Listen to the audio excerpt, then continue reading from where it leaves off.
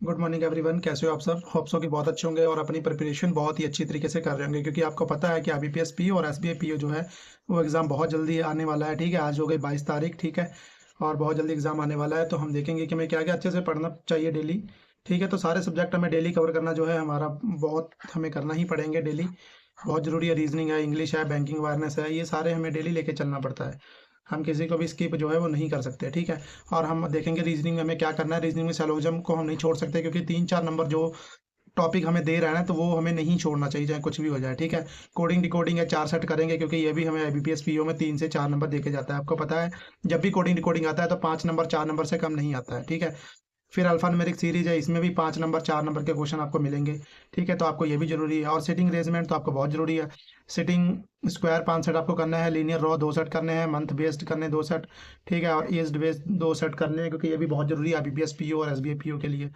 ठीक है, अब हम देखते हैं कि आज हमें कौन कौन से मॉक लगाना है। ठीक है, तो आज हमें मॉक लगाना है जो है वो एसबीआई पीओ का लगाना है, क्योंकि एसबीआई पीओ का पेपर आपको पता है कि पास में है, तो आपको ये मॉक जो है बहुत जरूरी है। ठीक है, और सेक्शन मॉक तो इंग्लिश का इसलिए जरूरी है ताकि आपके नंबर जो है वो बढ़ पाएँ, क्योंकि अगर इधर आप इंग्लिश लगाते हो एक मॉक, एक इधर हो जाएगा, तो 2 मॉक हो जाएंगे, तो अच्छे से आपकी प्रैक्टिस हो जाएगी। ठीक है, इसके बाद में हमें बात करनी है कि हमें क्वांट में क्या करना है। आज क्वांट में हम करेंगे क्यूब, स्क्वायर, टेबल तो बहुत ज़रूरी है, परसेंटेज टू फ्रैक्शन। ये इतना पार्ट आप कर लोगे तो आप जल्दी से जो है सारे अर्थमेटिक, सारा स्पीड मैथ और डीआई के परसेंटेज वाले क्वेश्चन सारे फिनिश कर दोगे फटाफट।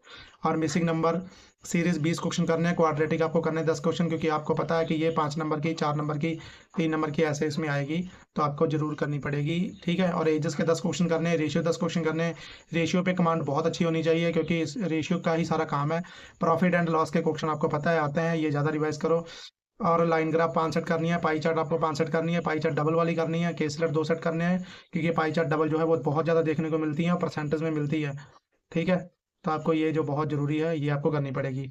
और इसके बाद में हमें करना पड़ेगा, क्या करना है हमें इंग्लिश में क्या क्या करना है, क्योंकि इंग्लिश आपको पता है कि एसबीआई पीओ में 40 नंबर की इंग्लिश है, तो उसको ध्यान में रखते हुए इंग्लिश पे ज़्यादा काम करना पड़ेगा। सेल्फ प्रैक्टिस है, वो कैब वर्ड डेली, वो कैब पढ़ने हैं, रीडिंग कॉम्प्रिहेंशन डेली करना है, आरसी 2 सेट करनी है, पैराजम्बल करने हैं, एडिटोरियल लेक्चर करना है, आरसी वरुण चित्रा सर की करवाते हैं डेली, तो डेली आपको करना है। और ये आप किसी का भी, मीशा बंसल मैम का कर सकते हो।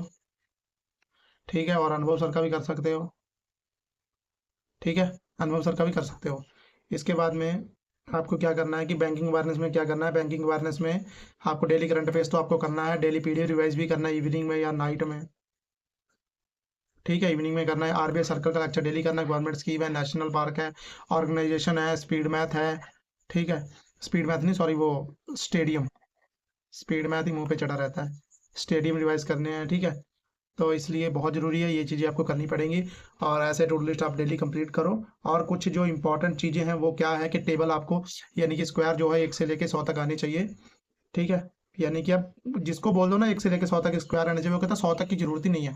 लेकिन बट जरूरत है, कभी आपको 75 का, 25 का पूछ देते हैं, 36 का पूछ देते हैं, 49 का पूछते हैं।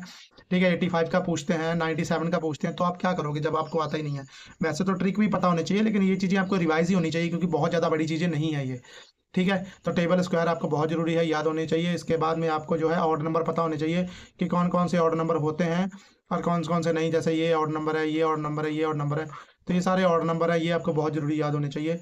इसके बाद में आपको पता होना चाहिए कि क्यूब स्क्वायर क्या है, क्यूब क्या है। क्यूब आपको याद होने चाहिए 30 तक, 30 तक आपको याद होने चाहिए, क्योंकि 7 का बहुत पूछता है, 8 का बहुत पूछता है, 9 का पूछता है।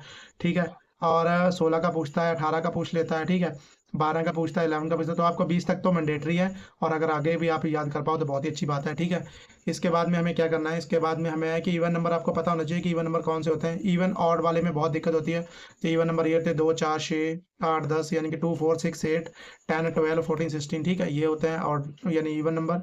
और इसके बाद में जो ये पाई चार्ट है, ये तो बहुत ही ज़रूरत है, यानी कि ये जो है परसेंटेज का चार्ट है ना, ये मैंडेटरी है आपको याद करना, यानी कि परसेंटेज का चार्ट ये बहुत ज़रूरी है। ठीक है, ये परसेंटेज का चार्ट बहुत ज़रूरी है, क्योंकि आपको पता है कि मैं ये आपको बहुत ज़्यादा पूछी जाती है। ठीक है, ये भी पूछते हैं, 25 का पूछते हैं, 50 का, 75 का, 20% का। ठीक है, 60 का, और ये वाला 16.66, 3.33, 6.66। ठीक है, 11.11। ठीक है, ये 45.45, ये सारा बहुत ज़रूरी है, इतने मैंडेटरी हैं समझ लो। ये जो परसेंटेज है मैंडेटरी है, ये देखो 9.9, यानी कि ये इतनी ज़रूरी है कि आपको बहुत ज़रूरी है, बहुत करनी पड़ेगी और मन लगा के करनी पड़ेगी, तभी आपको जो है कमांड आ पाएगी, क्योंकि सीधे सीधे क्वेश्चन इससे निकलते हैं। ठीक है, तो यही सारा कुछ इंपॉर्टेंट मैंने कहा चीज़ें आपको बता दें। परसेंटेज क्यूब, स्क्वायर, टेबल सारा कुछ आपको डेली करना जरूरी है। और आपको 10 घंटे पढ़ो आराम से अच्छे से, और बहुत ही अच्छे से पेपर दे के आओ एसबीआई का।